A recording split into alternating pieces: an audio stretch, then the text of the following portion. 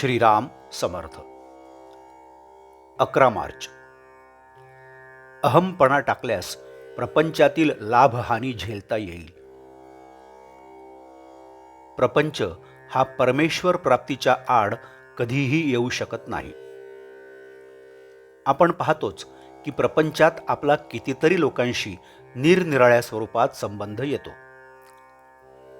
आई वडील, बायको मुले, बहीण भाऊ, इतर सगळे सोयरे, मित्र आणि इतर जन, या सर्वांचा उत्तम उपयोग करायचा असेल तर या सर्वांशी व्यवहार करताना आपण आपली सर्व कर्मे एका हरिस्मरणाच्या धाग्यात जोडून करावीत.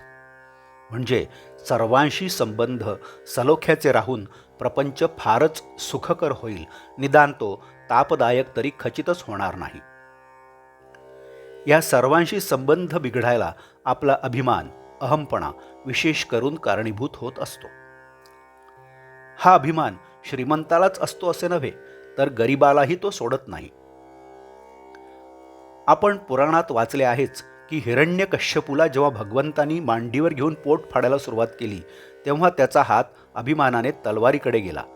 प्रत्यक्ष भगवंत समोर असूनही त्याने काही हात जोडले नाहीत. केवढा हा अभिमानाचा जोर! गरीब लोक सुद्धा या अभिमानाच्या आहारी किती गेलेले असतात. एकदा एक भिकारी एकाच्या दाराशी येऊन भिक्षा मागू लागला. तेव्हा तो गृहस्थ त्या भिकाऱ्याला म्हणाला, "अरे, तुला काही काळ वेळ समजते की नाही?" त्यावर तो भिकारी म्हणाला, "जा जा, मला काही तुमचे एकट्याचेच घर नाही, गावात अशी 100 घरे आहेत." पहा, अभिमानाचे तण किती खोल गेलेले असते ते.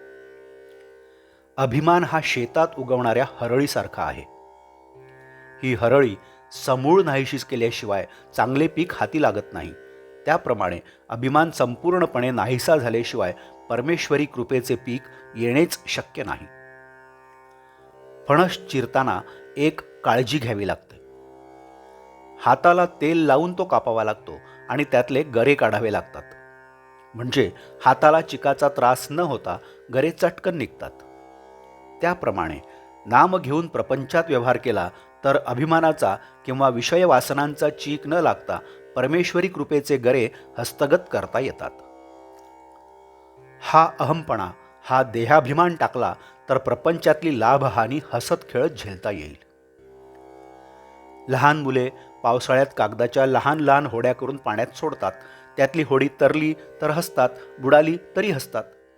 त्याप्रमाणे प्रपंचातली सुखदुःखे हसत खेळत झेलावीत आणि हे एक नामानेच साधते.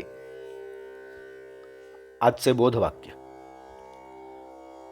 नामस्मरण म्हणजे तू आहेस, मी नाही, ही स्थिती होय.